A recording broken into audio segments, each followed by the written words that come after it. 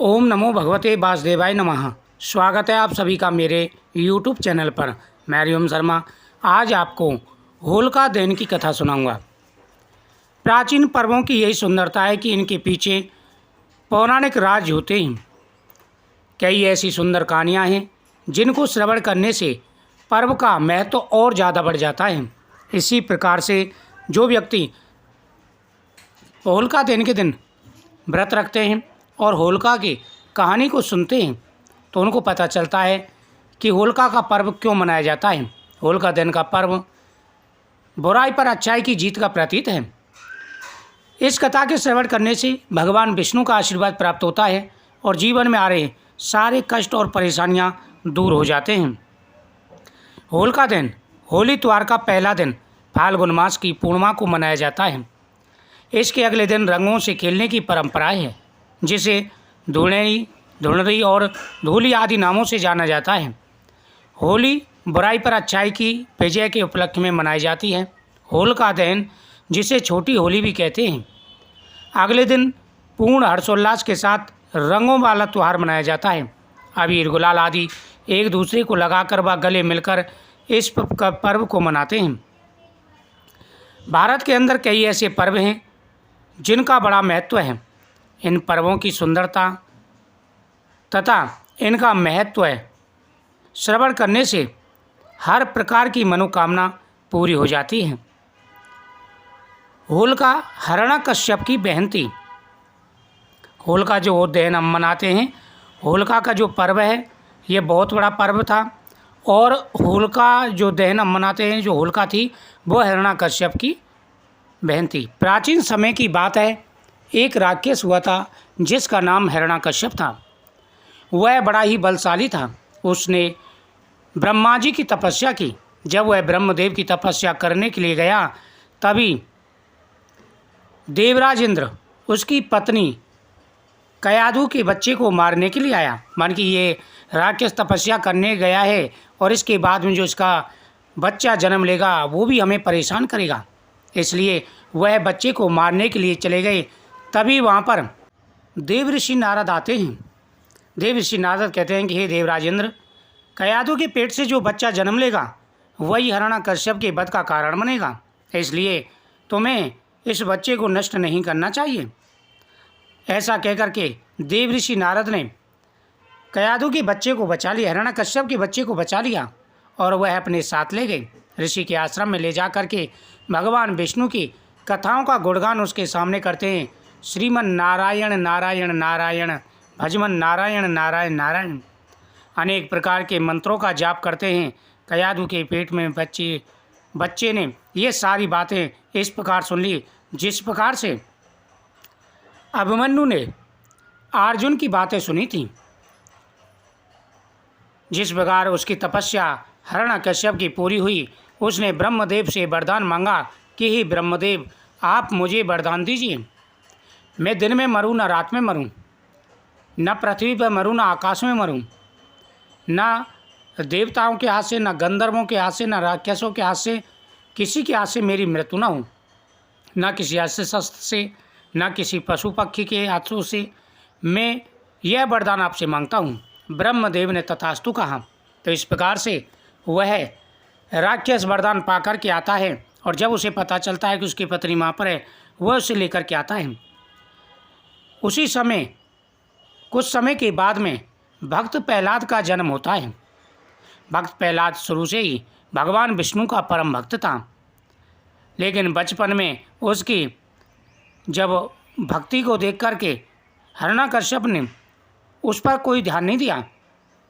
जैसे ही भक्त प्रहलाद थोड़ा बड़ा हुआ तो हिरण्यकश्यप ने अपने राज कुल पुरोहित जो थे उनको बुलाया, जो गुरु होते हैं, और उनसे कहा कि भाई ऐसा करिए, आप प्रहलाद को ले जाइए और राक्षस कुल की नीतियाँ इनको सुनाइए, पढ़ाइए और इन्हें बताइए कि मैं ही दुनिया का भगवान हूँ। ऐसा कह कर के उन्होंने प्रहलाद को गुरुकुल भेज दिया। प्रहलाद गुरुकुल गया और वहाँ जा कर के विद्या अध्ययन प्रारंभ कर दिया। लेकिन ये क्या, प्रहलाद जैसे ही वहाँ पर गया विद्या अध्ययन प्रारंभ किया तो वो तो भगवान विष्णु के मंत्र ओम नमो भगवते वासुदेवाय नमः, श्रीमन नारायण नारायण नारायण जिस प्रकार से नारद जी के द्वारा उन्होंने श्रवण किया था उसी का गुणगान करने लगे। अब जो गुरुकुल के जो शिक्षक थे वो बड़े परेशान हुए।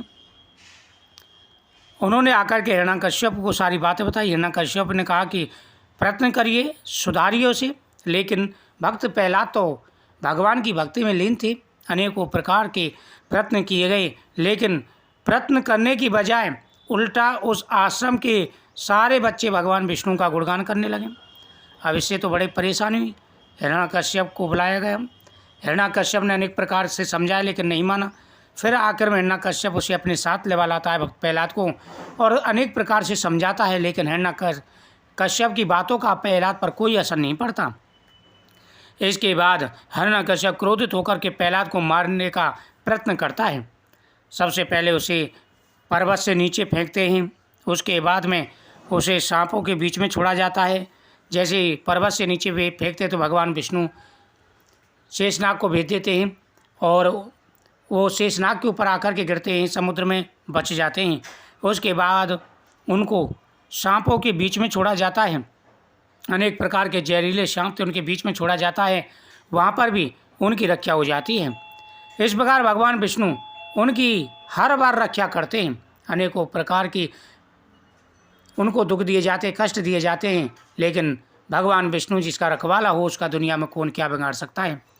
आखिर में जब होलाष्टक जब प्रारंभ होते, होलाष्टक से लेकर के होल का दिन तक 8 दिन भक्त प्रहलाद को कष्ट दिए गए थे, इसलिए होलाष्टक मनाए जाते हैं। फाल्गुन पूर्णमासी का दिन था। हिरण्यकश्यप परेशान हो चुका था। उसने अपनी बहन होलिका को बुलाया और कहा कि बहन, तुम्हें ब्रह्मदेव का वरदान प्राप्त है। तुम अग्नि में बैठ जाते हो तो तुम्हारा अग्नि कुछ नहीं बिगाड़ पाती, लेकिन दूसरा बंदा जल जाता है। इसलिए मैं तुमसे कहता हूँ कि इस मेरे बेटे को अग्नि में लेकर के बैठ जाओ और इसका जो है आप जो भगवान विष्णु का ये भक्त बना हुआ है इसका सर्वनाश कर दो। इधर भगवान विष्णु ने अपनी कृपा रची, इधर होलिका बड़ी होली बनाती है और उसमें होलिका भक्त प्रहलाद को लेकर के बैठ जाती है। लेकिन भगवान की माया होलिका की जो चुनरी थी वह होलिका के ऊपर से उड़ कर के और भक्त प्रहलाद पर आ जाती है। इस प्रकार से होलिका जल जाती है और भक्त प्रहलाद बच जाता है। उसी दिन से होली का यह पर्व मनाया जाता है। बड़े धूमधाम से लोगों ने इसी उपलक्ष्य में होली का पर्व मनाया था। सभी प्रकार की खुशियाँ मनाई गईं। तो रंगों का यह त्यौहार बड़ा ही पवित्र त्यौहार है। जब होलिका जल गई, भक्त प्रहलाद बच गए, उसके बाद भगवान ने नरसिंह का रूप धारण किया और भक्त प्रहलाद की रक्षा की, हिरण्यकश्यप का वध किया। बड़े धूमधाम से ये पर्व मनाया जाता है और ये दिन बहुत बड़ा दिन होता है, बड़ा ही पवित्र दिन होता है ये।